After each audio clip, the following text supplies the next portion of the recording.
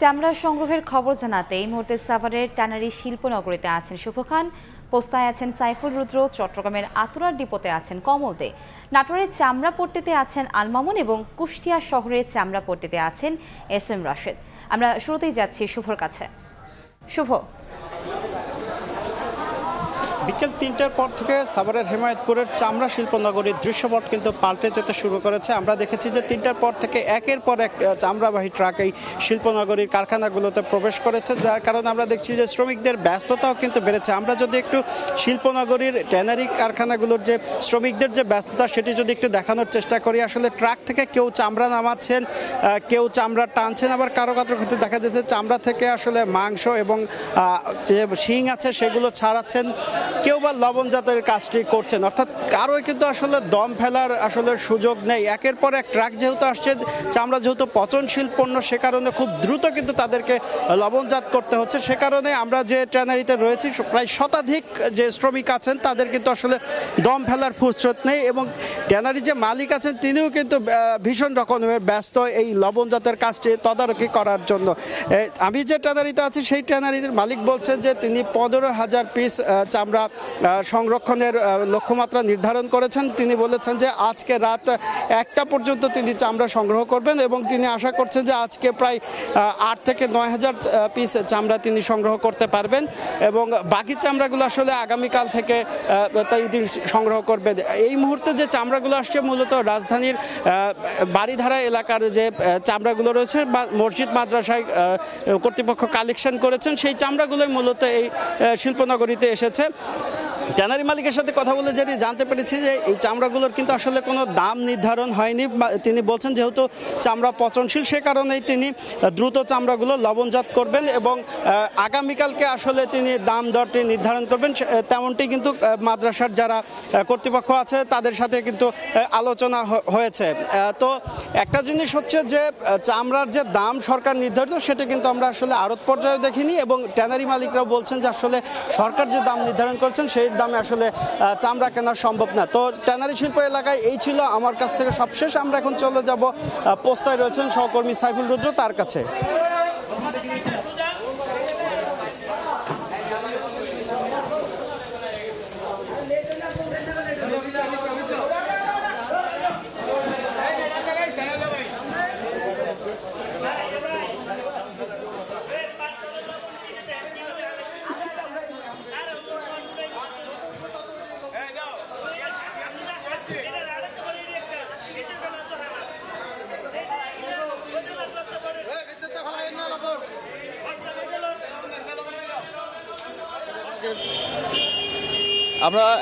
আমরা এখন আছি লালবাগের পোস্ত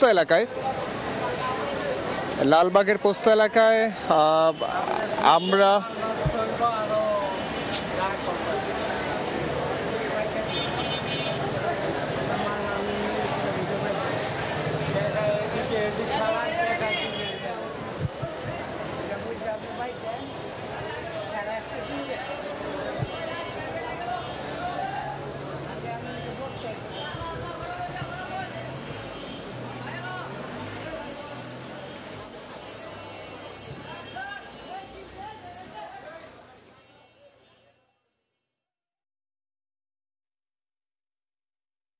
চট্টগ্রামে এবার 4 লাখ পিস চামড়া সংগ্রহ লক্ষ্যমাত্রা নির্ধারণ করা হয়েছে।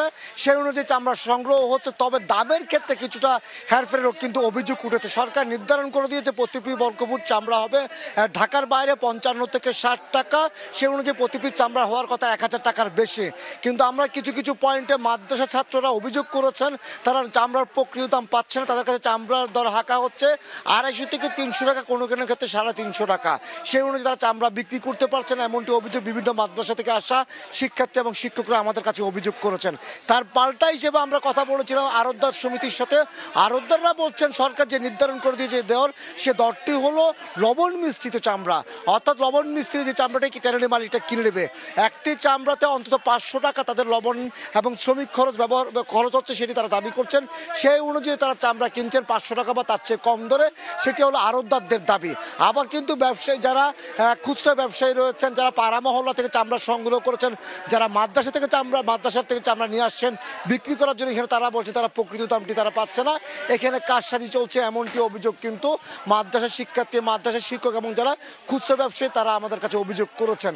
আমরা সকালের দিকে দেখেছি চট্টগ্রামে যে আড়ত কিংবা যেখানে চামড়া বিক্রি হয় সেখানে কোনো চামড়াই ছিল না বা চামড়া আনা হচ্ছিল না, কিন্তু পরে দুপুরের পর থেকে দেখেছি একটা বিভিন্ন ট্রাকে করে, পিকআপে করে, মিনি ট্রাকে করে সে চামড়া নিয়ে আসা হচ্ছে চট্টগ্রাম মুরাদপুর, অক্সিজেন, আতুরা ডিপো এলাকার 250 যে আড়ত রয়েছে সে আড়তে। আমরা যেখানে যে পয়েন্টে রয়েছে এখানে অন্তত তারা 30 থেকে 40 হাজার চামড়ার লক্ষ্যমাত্রা লক্ষ্যমাত্রা নির্ধারণ করেছিল এই আড়তটি, সেই অনুযায়ী চামড়া সংগ্রহ হচ্ছে এমনটি আমাদের কাছে জানিয়েছেন এই আড়তের মালিক মোহাম্মদ আলী। আমরা কথা বলেছিলাম চট্টগ্রাম চামড়া ব্যবসায়ী সমিতির সাবেক সভাপতি মোহাম্মদ মুসলিম এবং একসাথে খোরশেদ আলমের সাথে। তারা আমাদেরকে জানিয়েছেন সরকার যে নির্ধারিত দর সে দরের মধ্যে তারা চামড়া কেনার চেষ্টা করছেন, তবে চামড়া যারা বিক্রি করতে আসছেন সে মাদ্রাসার শিক্ষার্থী, মাদ্রাসার শিক্ষক এবং যে খুচরা ব্যবসার পাড়া মহল্লা থেকে চামড়া সংগ্রহ করছে, তারা বলছে তারা চামড়ার প্রকৃত দামটি পাচ্ছে না, অর্থাৎ এখন যেটা আমাদের কাছে সেটা প্রশ্ন হলো সরকার যেটা চামড়ার দর নির্ধারণ করে দিয়েছে সেই অনুযায়ী তারা চামড়া পাচ্ছে না, অর্থাৎ তাহলে চামড়ার যে দরটি নির্ধারণ করছে সেটি লবণ মিশ্রিত হওয়ায় তার কারসাজি হচ্ছে বলে কিন্তু অভিযোগ করেছে। তো আমরা যেটা বলবো সেটা হলো চট্টগ্রামে 4 লাখ পিস চামড়া সংগ্রহ লক্ষ্যমাত্রা নির্ধারণ করা হচ্ছে, সেটি অর্জন হতে যাচ্ছে, কিন্তু দর নিয়ে কারসাজি চলছে, যে দরের কারণে মাদ্রাসা শিক্ষার্থীরা প্রকৃত দাম পাচ্ছে না। তবে আড়তদাররাও কিন্তু তার পাল্টা একটা জবাব দিচ্ছেন, সরকার লবণ মিশ্রিত দাম নির্ধারণ করছে। তো এখন পর্যন্ত আমার কাছে ছিল চট্টগ্রাম সর্বোচ্চ আমরা একটু ঢাকার পেস্তায় চলে যাব, নাটোরের মামুনের কাছে যাব সেখানকার চামড়ার অবস্থা জানার জন্য। নাটোরের পরিস্থিতি যদি আমরা বলি যে নাটোরের কাঁচা চামড়া কিন্তু দ্বিতীয় বৃহত্তম বাজার, এখানে নাটোর সহ আশপাশের যে চামড়া রয়েছে সেগুলো কিন্তু আসতে শুরু করেছে।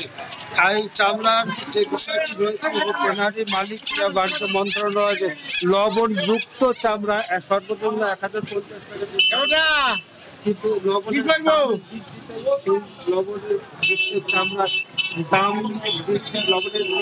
এখানে দাম কমে এসেছে, বিশেষ করে যে বিষয়টি ট্যানারি মালিকের নির্ধারিত দাম ও বাণিজ্য মন্ত্রণালয়ের বিষয়ে এখানে বলছে যে ব্যবসায়িকরা যে নাটোরের যে গত 2 সপ্তাহ আগের যে দাম নির্ধারিত ছিল সেই দামে কিন্তু নতুন করে দাম নির্ধারণ করা হচ্ছে। এর প্রেক্ষিতে কিন্তু আমরা যেটা বলতে পারি যে বিষয়টা হচ্ছে এই দাম নতুন দাম কিন্তু হয়তো এই দাম আগের অতিরিক্ত দাম ছিল, তবে ছাগলের যে চামড়া সেই চামড়ার দাম কিন্তু এখানে একেবারে দাম পাচ্ছে না বলে এটুকু বলা যাচ্ছে 20 থেকে 30 টাকা। তো নাটোরের সর্বশেষ চামড়া মাত্র আমরা চলে যাচ্ছি কুষ্টিয়া রাশেদের কাছে, তিনি কুষ্টিয়া সর্বশেষ পরিস্থিতি জানাবেন।